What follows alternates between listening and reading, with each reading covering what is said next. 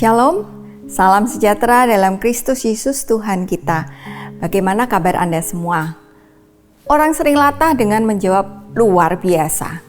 Ya benar, memang hidup kita sebagai anak Tuhan berharap pada kondisi luar biasa yang positif. Apa saja itu? Bisa berupa bisnis yang moncer, kesehatan yang terjaga, keluarga yang harmonis, anak-anak yang baik, sekolah yang berprestasi, dan sebagainya. Semua hal yang baik adalah yang kita inginkan terjadi dalam hidup kita. Tidak ada yang menginginkan kondisi buruk menimpa dirinya. Ada seseorang yang saya temui menceritakan kisah hidupnya.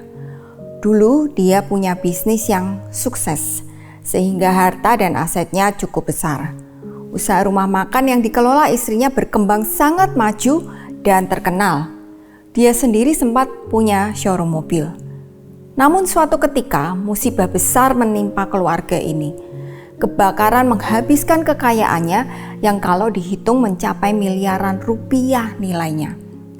Di tengah keterpurukan hidup, anaknya terancam di DO dari kampus karena tunggakan uang kuliah.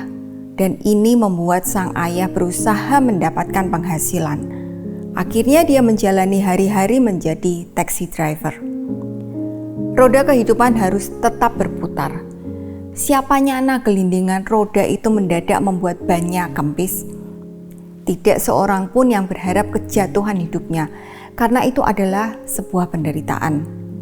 Saat penderitaan itu datang, bisa jadi kita gak siap dan menjerit, aduh sakit. Semua kita pernah terjatuh kan? Ada yang hanya lecet, tapi ada juga yang sampai memar, tulang patah, kulit terkelupas. Saya pun pernah mengalami kecelakaan yang menyebabkan tulang kering kaki saya patah dan harus dipasang plat dengan 13 skrup dan dijahit sepanjang 30 cm. Sebelum dioperasi itu, widih sakitnya luar biasa karena patahan tulang menusuk daging. Setelah operasi, perlahan pulih dan saya bisa jalan normal kembali. Ada hikmah mendalam atas penderitaan yang saya alami. Ternyata saya diajar untuk tidak melupakan dan meremehkan Tuhan dalam keseharian hidup saya.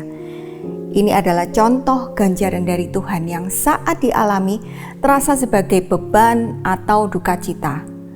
Tapi saya bersyukur itu adalah salah satu cara Tuhan memberi ingatan pada saya untuk memperhatikan jalan hidup dan langkah saya. Akhirnya saya bersuka cita bahwa dengan melihat bekas jahitan, itu menjadi ingatan kuat bagi hidup saya. Bagaimana dengan Anda? Jangan mudah menyerah, apalagi menggerutu saat penderitaan itu datang.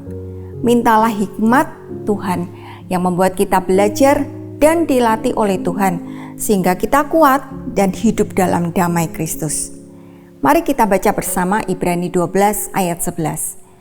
Memang tiap-tiap ganjaran pada waktu ia diberikan tidak mendatangkan sukacita tetapi duka cita.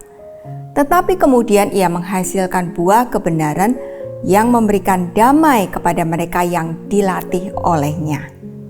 Amin. God bless you.